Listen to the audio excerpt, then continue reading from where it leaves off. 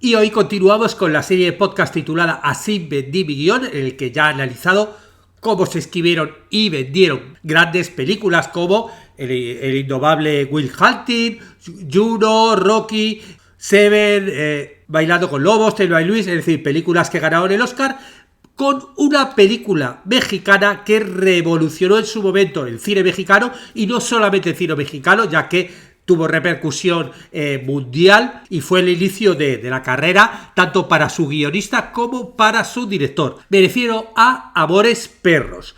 Y esta historia de cómo se escribió y vendió el guión de Amores Perros nos la va a contar su propio guionista, Guillermo Arriaga, como vengo haciendo en esta serie de podcasts. Yo soy David Esteban Cubero y esto es Guiones y Guionistas.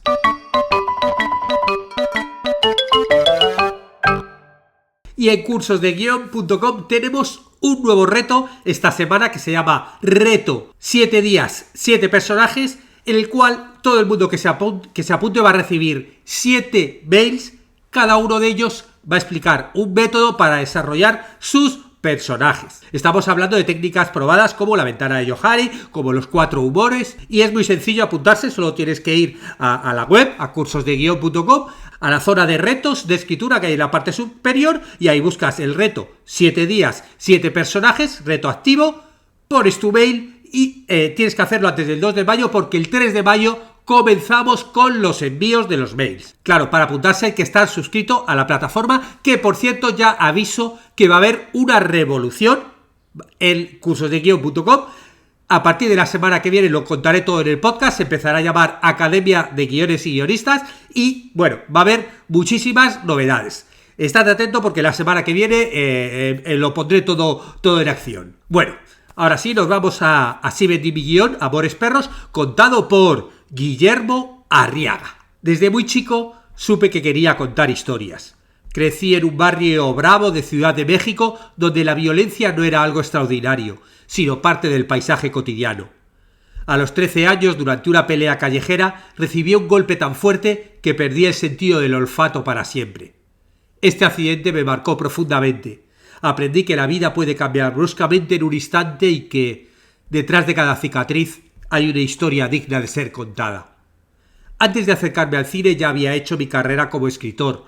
Había publicado algunas novelas como El Escuadrón Guillotina o Un dulce olor a muerte, y trabajaba como profesor de narrativa en la Universidad Iberoamericana. Para mí, escribir no era un acto de entretenimiento, era una necesidad vital. Siempre me obsesionaron los temas de la culpa, la redención y la violencia. Esa violencia íntima y sorda que puede destruir una vida sin que nadie se entere. La vida a veces te cambia en una sola conversación. Conocer a Alejandro González Iñárritu fue uno de esos momentos. Fue gracias a Raúl Olvera, un productor amigo, que nos cruzamos. Yo seguía escribiendo novelas y enseñando en la universidad.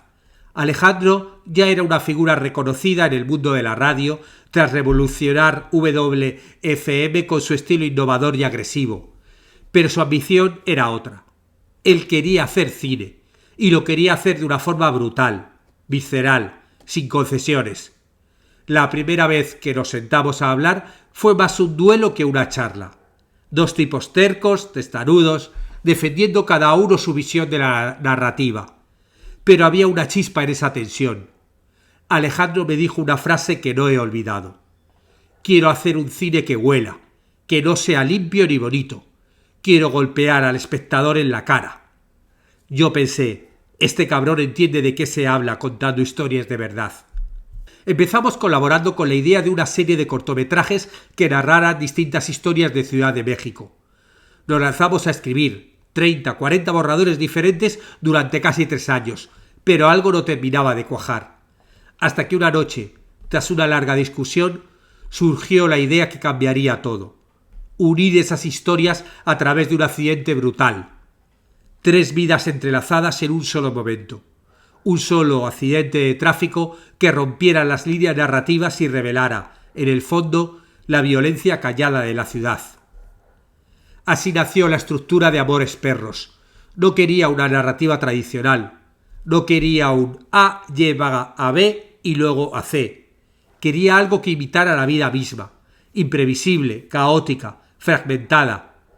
Propuse que la película se dividiera en 3 historias, cada una mostrando una cara distinta del amor, ese amor que en lugar de redimir, destruye. La primera sería la de Octavio, un joven desesperado por escapar de su realidad, atrapado en el mundo de las peleas de perros clandestinas, enamorado perdidamente de la esposa de su hermano. La segunda, la de Valeria, una modelo de éxito cuyo mundo perfecto se desmorona tras el accidente, atrapada en un departamento con su perro desaparecido bajo el suelo, metáfora de su propia belleza perdida. Y la tercera, la de Chivo, un exguerrillero que ha cambiado los ideales por el sicariato, intentando desesperadamente reconstruir la relación con la hija que abandonó. Cada historia sería autónoma, pero interconectada. Cada protagonista sería un extra en la vida de los demás. La ciudad, nuestro monstruo de cemento, sudor y furia, sería otro personaje más, omnipresente, indiferente, brutal. Era un proyecto ambicioso, un rompecabezas emocional y narrativo, y sabíamos que para levantarlo íbamos a necesitar algo más que talento. Íbamos a necesitar fe ciega. Teníamos el guión, teníamos la convicción, pero no teníamos dinero.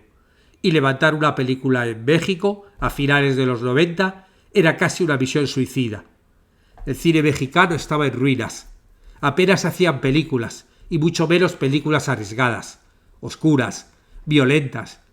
Presentamos el proyecto a varias productoras. Algunas escuchaban educadamente, otras ni siquiera nos daban cita.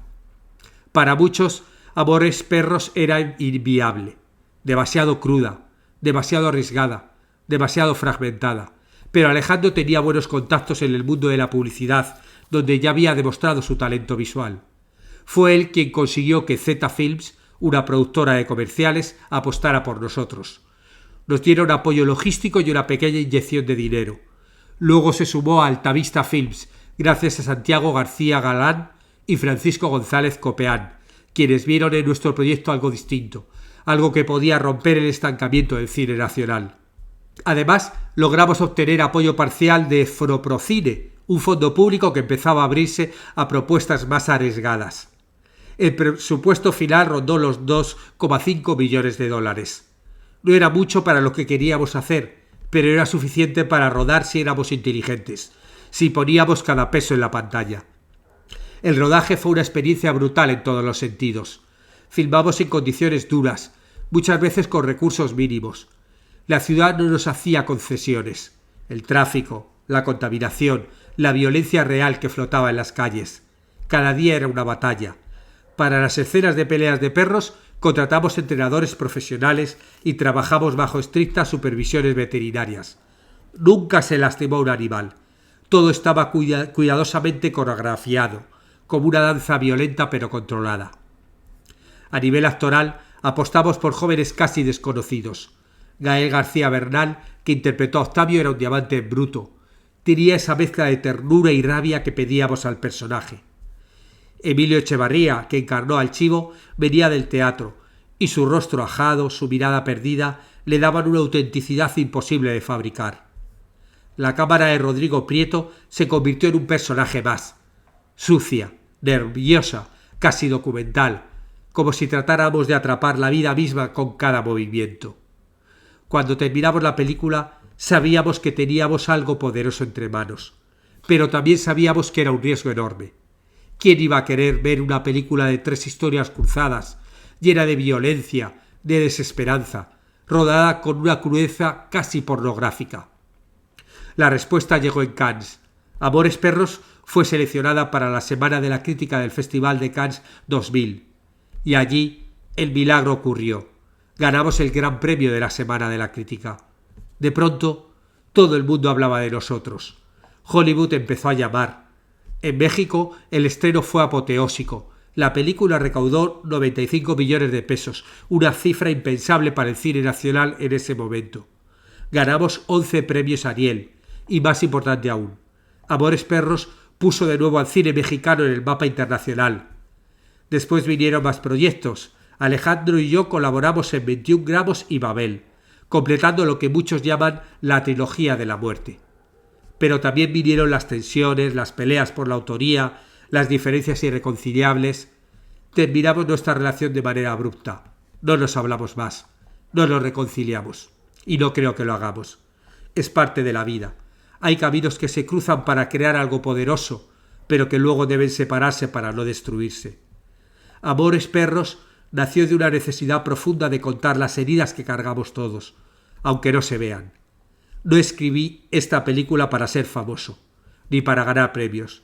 La escribí porque era una historia que necesitaba salir, porque esos amores sucios, esos amores heridos, también eran parte de mí, y porque creo, ahora más que nunca, que el verdadero arte nace del instinto, del riesgo y de la pasión salvaje de atreverse a no pedir permiso.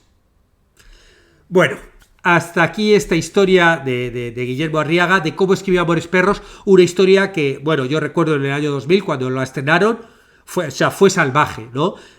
Por lo que contaban, por cómo lo contaban, por la narración, por la dirección. O sea, no me extraña que tanto Guillermo Arriaga como Iñárritu tuvieran una gran carrera, primero conjunta con las dos películas que hicieron, pero luego cada uno por su lado, ¿no?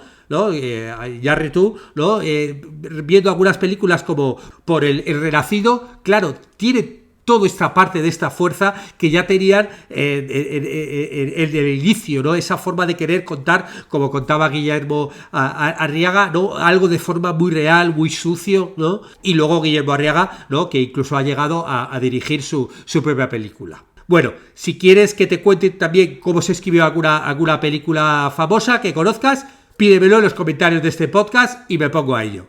Nos vemos en el siguiente.